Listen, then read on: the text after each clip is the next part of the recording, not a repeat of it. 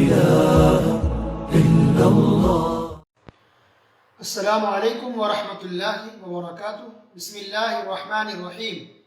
الحمد للہ والصلاة والسلام علی رسول اللہ وعلی آلہ واصحابہ اجمعین.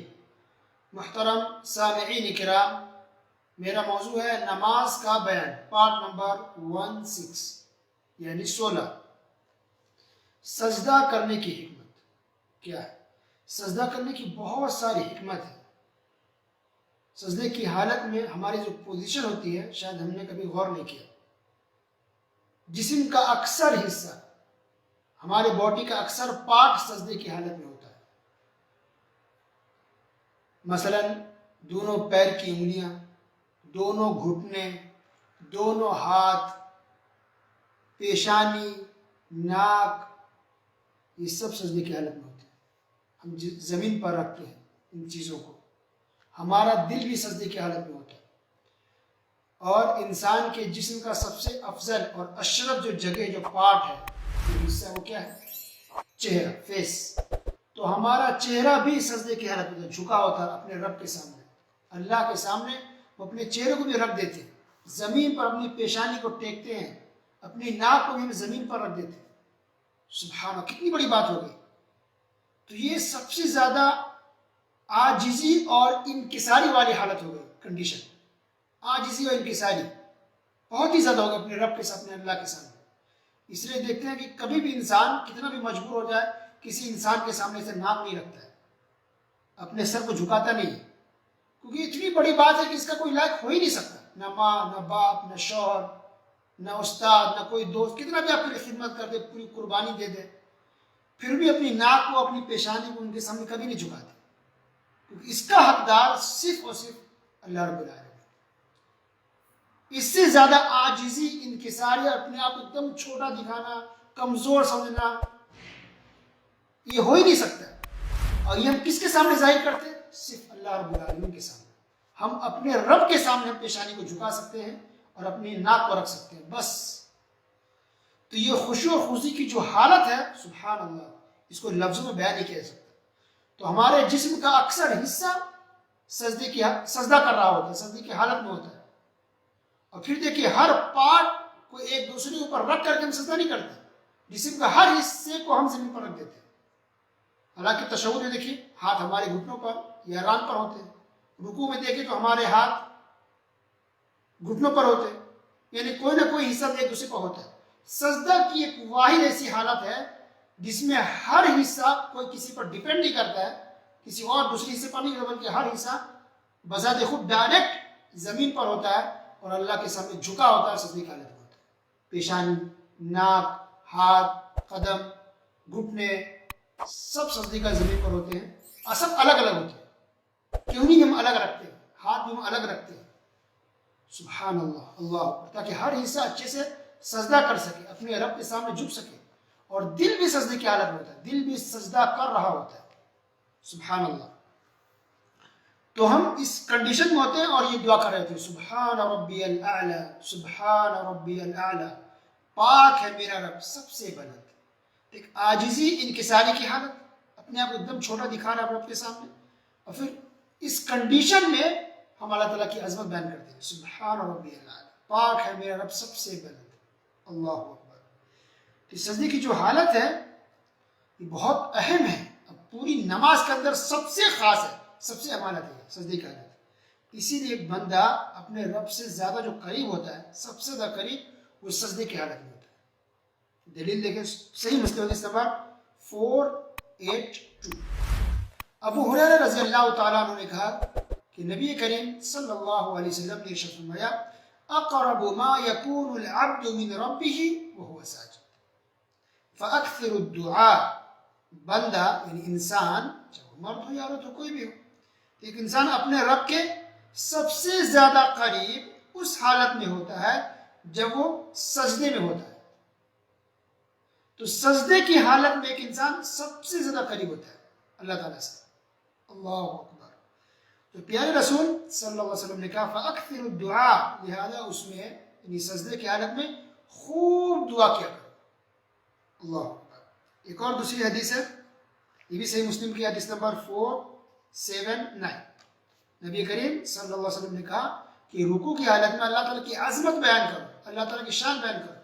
وَأَمَّا السُّجُودُ، رہی بات سجدے کی، فَاجْتَهِدُوا فِي الدُّعَاءِ، تو سجدے کی حالت میں خوب دعا کرو، خوب کثرت سے، خوب محنت سے، اچھے سے خوب دعا کرو سجدے کی حالت میں۔ فَإِنَّهُ قَمِنٌ أَن يُسْتَجَابَ لَكُمْ، اس لیے کہ سجدے کے اندر دعا کی جانے والی، سجدے کی حالت میں کی جانے والی دعا اس لائق ہے کہ اس کو قبول کیا جائے، یعنی سجدے کی حالت اللہ تعالیٰ بہت ہی زیادہ قبول کرتا ہے۔ اب دیکھیے کچھ لوگ کیا کہتے ہیں کہ دعا کرنی ہے تو درگاہوں پہ جاؤ، مزاروں پہ جاؤ، وہاں دعا زیادہ قبول ہوتی ہے۔ بزرگوں، اللہ کے نیک بندے جو اولیاء اللہ جو وفات پا چکے ان کی قبروں پر بھیجا جاتا ہے۔ تو نبی کریم صلی اللہ علیہ وسلم نے کہا کہ سجدوں میں دعا کرو۔ اب کچھ لوگ کہتے ہیں کہ قبروں میں دعا کرو، قبروں کے پاس جا کے دعا کرو، بزرگوں کی قبروں پر جا کے دعا کرو، تو ہم کس کی بات مانیں گے؟ پیارے رسول صلی اللہ علیہ وسلم کی، ان لوگوں کی؟ اور اسی سے پتہ چلا کہ کتنا بڑا جھول ہے کہ اسلام نے تعلیم دیا کہ سجدے میں دعا کرو، لوگ یہاں تعلیم دے کہ قبروں میں جا کے دعا کرو، درگاہوں مزاروں میں جا کے دعا کرو۔ استغفر اللہ، استغفر اللہ۔ کہیں نبی کی محبت ہے؟ کیا نبی کا طریقہ ہے؟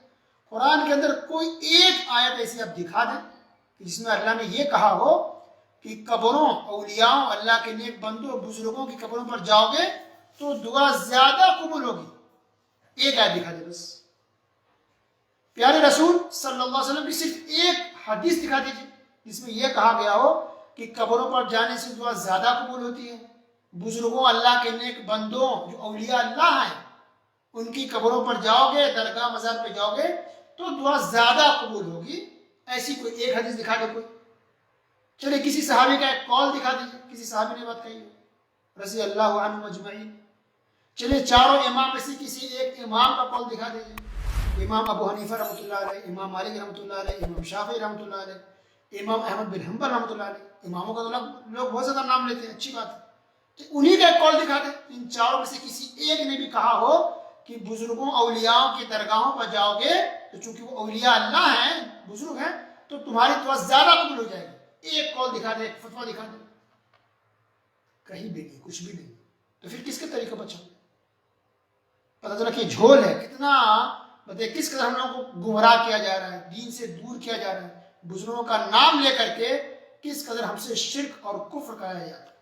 کیونکہ یہ سجدہ، یہ رکوع، یہ جھکنا، یہ تعظیم سے یہ صرف اللہ کے سامنے ہے اور صرف اللہ کے لیے ہے، بس کسی بزرگ، کسی نبی کے لیے بھی نہیں، پیغمبر کے سامنے بھی کوئی جھک نہیں سکتا ہے ورنہ شرک ہو جائے، تو بزرگ کے سامنے ہم کیسے کر سکتے؟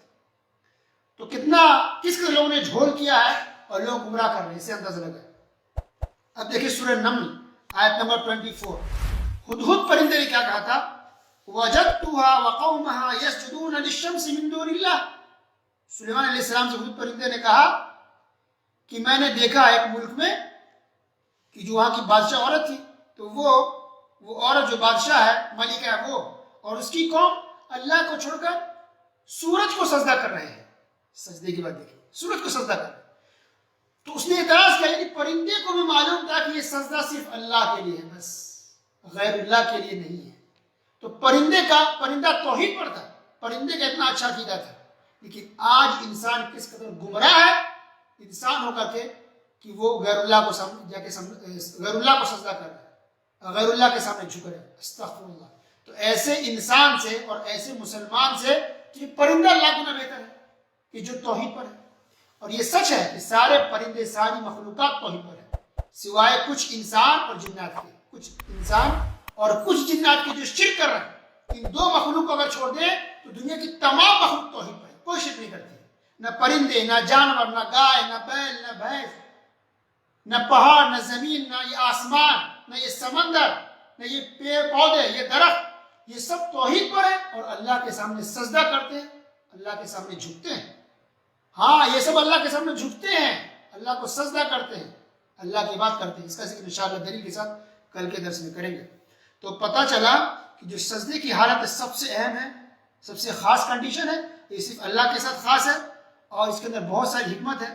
ان حکمتوں میں سے ایک یہ بھی ہے کہ چونکہ اللہ نے ہم کو زمین سے بنایا اور پھر ہم سب کو لوٹ کے زمین کے اندر ہی جانا ہے، اور پھر قیامت کے دن اللہ ہم کو زمین سے اٹھائے گا، زندہ کرے گا۔ لہٰذا ہمارے اندر غرور اور گھمنڈ نہیں ہونا چاہیے، نہ دولت کا، نہ علم کا، نہ شہرت کا، نہ طاقت کا، نہ پاور کا۔ ہماری اوقات یہ کہ ہم زمین سے نکلے، پھر اللہ ہم کو دوبارہ زمین میں بھیج دے گا، سڑ گل جائیں گے، زمین مٹی ہمیں کھا جائے گی۔ ہماری اتنی اوقات نہیں ہے کہ ہم تکبر کریں، گھمنڈ کریں، ظلم کریں، زیادتی کریں۔ ایسا کبھی بھی کسی بھی انسان کو نہیں کرنا چاہیے۔ اللہ سبحانہ وتعالی تمام مسلمانوں کو اچھا مسلمان بنا دے، توحید پر چلنے والا بنا دے۔ آمین۔ وصلی اللہ علی نبینا محمد وعلی آلہ وصحبہ اجمعین۔ والسلام علیکم ورحمۃ اللہ وبرکاتہ۔